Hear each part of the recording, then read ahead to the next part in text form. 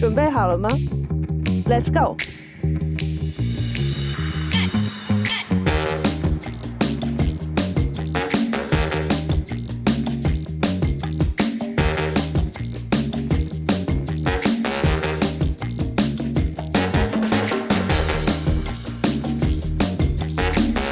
随着 Better Call Saul 的落幕，它与 Breaking Bad 相继15年，围绕美国新墨西哥州一个叫做 Albuquerque 的地方延展出的宇宙也迎来了终结。作为一部衍生剧， Better Call Saul 出人意料的伟大，甚至在篇幅和评分上都已超过了母剧 Breaking Bad。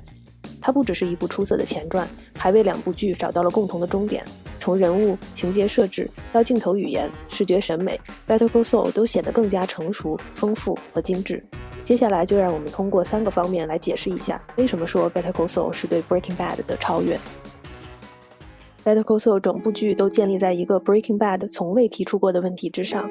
那个名叫 Saul Goodman 的骗子律师到底是个什么样的人？他一直都那么狡猾卑鄙吗？在 Better Call Saul 和 Breaking Bad 两部剧中做比较，很大程度就是在 Walter 和 Jimmy 两位主角中2选1。更喜欢一个骗子律师的爱情、贪婪和救赎之旅，还是一个化学老师的自恋、野心和致命的放纵？两个人物在设置上有一些类似之处，其中之一就是他们都有好几个名字。Walter 在他的毒枭帝国中以 Heisenberg 扬名天下，在逃亡生活中则使用 Lambert 作为化名隐藏身份。关于 Breaking Bad 里面的 Saul Goodman， Better Call Saul 揭晓的第一个谜底就是这不是他的真名，他本来的名字叫 Jimmy Miguel。Jimmy 作为职业骗子，给自己起了比 Walter 更多的名字。首先当然是他在 Breaking Bad 中大家熟知的 Saul Goodman， 其次是他隐姓埋名期间使用的假名 Gene Talkwick。此外他还有一个比较经常使用的名字 Victor， 通常在用来拿一些自以为是的家伙开玩笑找乐子的时候使用。Better Call Saul 透露的另一个秘密也与名字有关，虽然我们认识的 Saul Goodman 是一位律师，但 Saul Goodman 这个名字本身却是 Jimmy 在律师职业之外当广告导演突发奇想而来。影片没有大张旗鼓地展示他的诞生，只是一带而过，表示他取自谐音 It's all good, man。 Walter 在不同名字下身份的反差并不是很明显，尤其是在越来越迷恋制毒之后， Walter 和 Heisenberg 两张面孔之间的区别很快就被抹平。 Heisenberg 的形象也过于模板化，光头、山羊胡和一顶绅士帽，有时还要夸张地配上一副墨镜。而 Jimmy 在使用不同名字时展现出不同的人格。Jimmy 是他的社会形象，一个无法摆脱不光彩的过去，很难被同行认可的底层律师。Saul 则是他不受约束、自信的本我，有着将天马行空的想象转化成现实的超凡能力。而 Gene 则只是一个顺从的面具，在不满和恐惧之下压制着邪恶的怨恨。Walter 和 Jimmy 的另一个相似点是，他们力争改变生活的初衷都是为了更有尊严的活着，但同时又都受到家庭的羁绊。Jimmy 始终都希望获得哥哥 Chuck 的认可， Walter 则想要在自己癌症去世后家人可以维持体面的生活，并且两人最后也都不约而同地成为金钱的囚徒，自大的妄想狂，在追逐欲望的过程中失去了自我。两部剧围绕他们各自的主角分享同一个主题，做好人还是坏人。虽然好人会做坏事，坏人也有自己的道德底线，是这两部剧共同的理念，但与沃特几乎成线性的堕落轨迹相比，机密命途的演化则呈现为蜿蜒曲折，摇摆不定。Breaking Bad 第3季正式把 Good Guy Bad Guy 探索放在桌面上讨论。Jesse 在失去女友后暂时戒掉了毒瘾，但并没有因此从良，而是更加确信自己就是天生 Bad Guy 坯子。Walter 用 Jimmy 广告宣传的小礼品火柴点燃了他赚来的第一桶金，而后又急忙把火扑灭。影片由此表明他也向作为 Bad Guy 自己妥协。而在 Better Call Saul 中的 Jimmy 对自身良知的反思从未停止过，也始终没有确定性答案。编剧在第6季安排了观众翘首以盼的 Walter 和 Jesse 客串的场景，再次将这个问题明确地提出，以强调这是两部剧共同的真正的核心。Jimmy 在试图缓和与 Walter 之间的气氛时，讲述自己 Sleeping Jimmy 街头骗子时代的轶事。然而 Walter 用其一贯的尖刻反问他 So, you were always like this？ 这个问题让得意洋洋的 Jimmy 瞬间溶解在自我认知的沉思中。 Saul 的面具融化了，躲在后面的 Jimmy 迷茫的面孔显露出来，这困惑的神情一直刻在他脸上，直到他被载往监狱的路上。在倒数第2集中， Jesse 与 Kim 关于同一个问题也有过一段短暂的对话。 Jesse 问 Kim This guy, is he any good? Kim 用锋利的过去时回答 When I knew him, he was。 然而作为一个观看了6季的观众，对 Jimmy 的为人自有判断。他对无法得到好的辩护的社会底层和被蒙在鼓里的老人的同情是发自真心的。影片第一个惊心动魄的情节，他从 Tuco 手中救下2个混混的行为，甚至展现出一些英雄主义。吉米根本不需要额外证明他的正直和善良，因为影片展现的许多事实已经清晰地表达了，作为一名律师，他非常出色；作为一个人，良知在其灵魂深处闪耀。吉米最令人钦佩的特质是，尽管在生活中面临种种困难，尽管也经历短暂的自暴自弃，但总能重新站起来继续生活。尽管永远无法被律师行业的主流接纳和认可，他总是义无反顾地做自己认为正确的事，尝试着做得比之前更好，闯出一片属于自己的天地。所有这些都让他比 Walter 这个人物更讨喜，更令人怜爱，甚至尊敬。Walter 带来的是一个怀才不遇、厚积薄发的反派励志故事，而 Jimmy 在他的故事里，我们不知道该如何定义。一是因为他非常真实，真实的不像一个虚构的人物；另外还因为律师这个职业本身就带有一些争议。律师并不是在人间主持正义、对抗邪恶的天使，他像其他服务行业一样，把为客户服务、增长业务量、赚取代理费作为首要目标。这是那些像 H&M 那样大公司真正在乎的。加刑减刑，赔偿金多点少点，就像生意场上的讨价还价。所谓正义，就是为每个案子获得最优量刑。这基本上就是 Kim 主动回归有公益性质的援助律师所做的事情，为普通公民争取他们应获得的权益，维护他们的尊严，尽可能减少不公正发生的次数和可能。只有恰好遇到对方是个做了坏事却企图逃脱应有制裁的坏人，或者为被误判的好人洗脱罪名还其清白，大众熟识和颂扬的那种正义才会浮现出来。然而 Jimmy 的特殊之处在于，他将大律所的运行模式和 Kim 的公益理想在某一类客户群身上找到平衡点。他的代理人几乎都是被社会边缘化，被认为是天生犯罪或在正要去犯罪的路上的群体。他的推销策略是薄利多销，就像他在律师资格暂停期间去一家打印店应聘时所表述的那样，他是个优秀的推销员，而律师职业的很多部分也属于推销的范畴。他用天赋的狡猾的智慧练就了一种在合法与非法之间挖掘无限可能性的技能，这些都让他与众不同，独一无二。之所以在 Breaking Bad 和 Better Call Saul 之间，我会毫不犹豫地认定后者是更好的那一个，原因之一就是我似乎总能用几个精炼的词汇就足以概括 Breaking Bad 表达的内容，而在评论 Better Call Saul 时，这会变得复杂很多，甚至难以做到。Breaking Bad 和 Better Call Saul 具有不同的美学基调。Breaking Bad 是歌剧式的，有更多枪战来制造接连不断的高潮，赋予 Walter 并不配拥有的英雄时刻。它是暴力、紧张和远处闷雷的轰隆声，从头到尾都贯穿凶猛的肉体冲动。而 Better Call Saul 则更加细腻，对心理层面的细微把握是对人物性格的纯粹表达，它是更真实的戏剧，有数不清牢靠的令人感动的时刻紧凑排列而成，自然深刻，更有说服力。两部剧为各自主角安排的悲剧结尾是对他们各自风格很好的展现。Breaking Bad 从汽车后备箱里伸出的机枪自动扫射犯罪团伙的巢穴， Walter 也最终倒在了那个房间里。充满震撼感的这一幕给予观众从1000米高山一跃俯冲而下的刺激的娱乐性，让 Walter 成为激进超现实的传奇，光荣的死去。而 Better Call Saul 为吉米安排的落幕则是其标志性的手指枪，对面是他一生的挚爱 Kim。在那之前，他刚刚将自己争取来的7年刑期主动延长至86年。这短暂暗淡的时刻，吉米与 Kim 用眼神交流，爱在那里流动。法律界似乎只有吉米自己才能阻止他继续做糟糕的事，而他最终也选择了承认所有罪行，不只是那些真正的罪名，还包括他对 Howard 的逼迫和对哥哥 Chuck 的陷害。这是极富人性化的转折，或许也没有那么真实，但的确给予人们对善念的信心。这也是 Better Call Saul 超越 Breaking Bad 最关键的地方之一。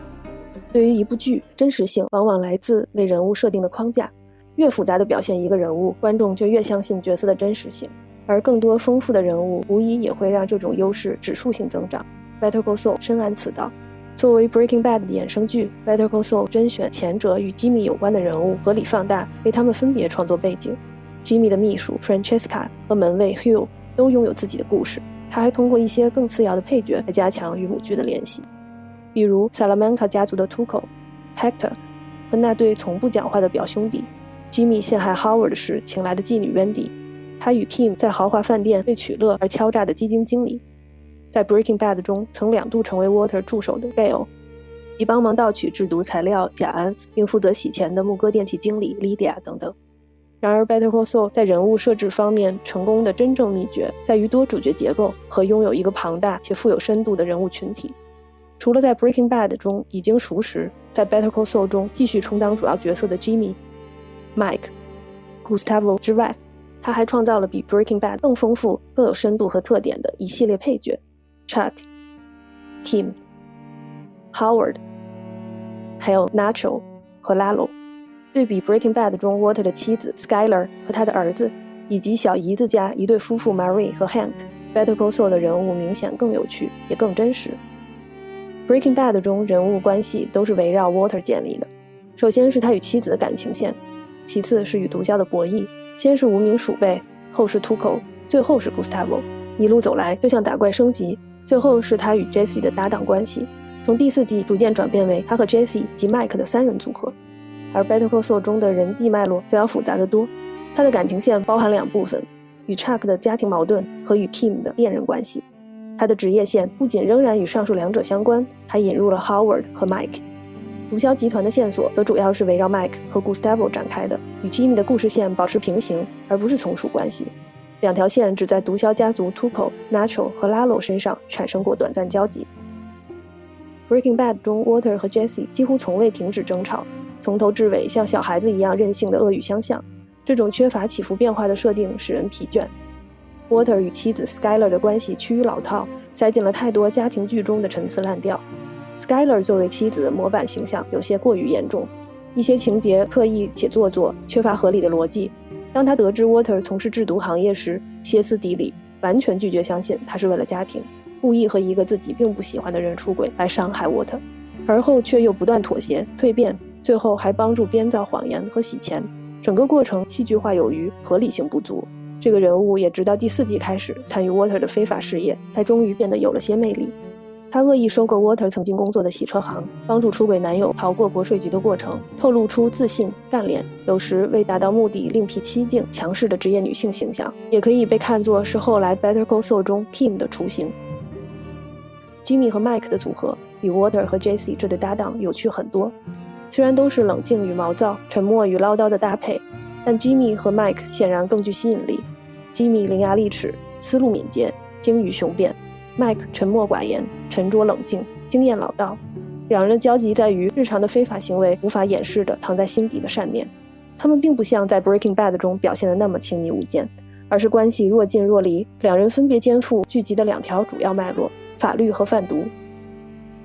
Jimmy 与哥哥 Chuck 的关系是整部剧最精彩的部分之一，兄弟之情毋庸置疑，但不同的价值观让他们无法坦诚相见。直到 Chuck 离世留下的遗书，我们仍无法寻找到确切的答案。Jimmy 在 Chuck 心中到底是一个怎样的人？ Jimmy 与 Kim 的关系则更加令人琢磨不透，他们之间从未熄灭的爱情火花让 Better Call Saul 始终保持着人情的温度。Kim 充满动感的马尾辫是他性格的标志性外化特征，在其职业刻板的外表下隐藏着可爱调皮的一面，也正是他的存在才让我们有机会认清 Jimmy 的努力、无奈和善良，与他感同身受。Kim 是我们接近和了解真实 Jimmy 的一把钥匙。在观看 Better Call Saul 时，我经常忍不住想 Breaking Bad 中没有 Kim 是多么大的遗憾。与 Walter 的结识是 Jimmy 悲剧人生中最糟糕的部分之一，而那是在完全没有 Kim 的世界里发生的，这让我们似乎对 Breaking Bad 的剧情发展有了后知后觉的感慨。在缺少 Kim 的情况下， Jimmy 的堕落是难以避免的。Jimmy 最后在法庭上的悔悟其实是对 Kim 跟他自首的延迟的回应，他用这种方式再次表达他对 Kim 真挚的爱，可悲天下父，愿得一人心。关键人物的离开往往是对剧情深度和弹性最大的考验。 Breaking Bad 和 Better Call Saul 里都含有许多意外的死亡。Gustavo 的死让 Breaking Bad 失去了继续上升的势头， Mike 的戏份也在攀升到顶峰后草草收场。这2个人物的离开让 Breaking Bad 的情节布置捉襟见肘，而且和 Vigil 以及 Salamanca 家族那几位成员安排的死亡方式一样， Breaking Bad 倾向于戏剧化的夸张。 Better Call Saul 中第一个离开的重要人物是 Nacho， 他的死早已预知，就像帮助 Gustavo 修建地下实验室的德国工程师的命运。然而 Chuck 的自杀和 Howard 的被杀是完全出乎意料的。更重要的是，这也让我们发现 Better Call Saul 有着比 Breaking Bad 更坚实的基础。在描述 Jimmy 的后 Saul Goodman 时代隐姓埋名的黑白片里，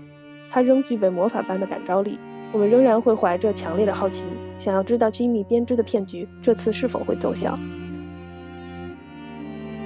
Better Call Saul 作为一部史无前例的剧集，最有趣的地方就是它似乎可以被无限分割，每个切割出来的碎片都能自成一体，独立表达。它似乎借鉴了周六夜现场喜剧小品的模式，把情节按照每10几分钟一个模块排列起来，就像吉米最擅长的碎嘴唠叨的编织一段段有趣的轶事。这种把电视剧和情景喜剧相结合的形式当然并不陌生。Better Call Saul 的创新在于，他将这些情节模块用先果后因的方式排列，也就是先告知结果，制造悬疑和好奇，然后再很有耐心地一步步带我们走到终点，营造恍然大悟的感觉。其实这些手法在 Breaking Bad 中已初见端倪，只是当时还不够成熟。Better Call Saul 充分使用每集开场的几分钟，将这种因果循序颠倒的技巧玩到极致。它仿佛开启了一台时间机器，在不同的宇宙时空之间穿梭，时常用一个小物件在时空漫游中建立虫洞，来回穿梭。例如那个著名的瓶塞，它是 Kim 第一次加入 Jimmy 的小把戏时他们一起获得的战利品。此后这个酒和瓶塞在不经意间反复出现多次。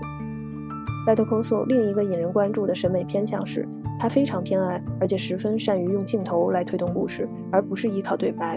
这显然需要观众有更多耐心，但 Better Call Saul 对他能让我们盯住屏幕有很强的信心。他经常以陌生人、陌生场景来开场，往往是一个与犯罪有关的场景，然后再切换到熟悉的人物身上，展现他们与主要人物的关系和在叙事中的作用。谜一样的小段落，有时甚至会断断续续持续好几集，在前往谜底的过程中，鲜有言语上的解释，全靠我们自己猜。影片通过 Mike 创作了几个这方面的经典范例，其中之一就是我们被吸引着跟随他摆弄一些东西，做一系列莫名其妙的事，但直到最后这一切起作用时才知道这是为萨拉曼卡家族布置的陷阱。而后在拍摄 Gustavo 的手下故意击伤 Nacho 并伪造袭击现场时，影片如法炮制。事实上这也是影片制造幽默感的方式之一。回顾 Breaking Bad， 我们会找到2种主要的幽默形式，一种是类似昆汀·塔伦蒂诺的残酷美学，比如毒枭用乌龟驮着的人头炸弹，然后在一群警察中间引爆。Jesse 想用某种酸溶解尸体，结果却融化了浴缸和地板。Jesse 的一个手下被一个看上去人畜无害的10岁小男孩开枪打死，后来得知因为他闯入了相邻帮派的地盘。包括 Walter 只穿着内裤在荒郊野岭的一辆破车里制作高纯度冰毒这件事情本身就具有一种喜感。另一种幽默是亚当麦凯式的，源自 Walter 的妻子 Skyler 逃避盗窃珠宝店的起诉，或者哄骗锁匠开门锁，再或者假装胸大无脑欺骗国税局官员。后一种幽默方式是我们在 Better Call Saul 中看到的主要形式，剧中的每个人物似乎都能贡献新奇脑洞，搭配比 Breaking Bad 更讲究更精致的画面，像爱德华·霍伯画作一样的构图和配色，为整部戏浮现在表面上的幽默套上沉甸甸的阴郁的负担。在一家亚裔移民经营的美甲店，拥挤的库房深处是吉米做律师办公的地方。他在这个古怪幽闭的空间里捣鼓着从打工的手机店堆积转卖的一次性手机，这构成了吉米这个人物最深层的底色，是他在我脑海中最深刻的印象，一种暗淡苦涩的幽默。Better Call Saul 花费大量篇幅描述吉米如何努力推销这些一次性手机，而在 Breaking Bad 中，它只是一件拿来寄用稀松平常的道具，往往只出现一刹那就被从中间折断，而这恰恰是 Better Call Saul 最令人感动的地方，给每个一闪而过微不足道的事物和卑微的小人物一个动人的故事，给予一些关切的温情。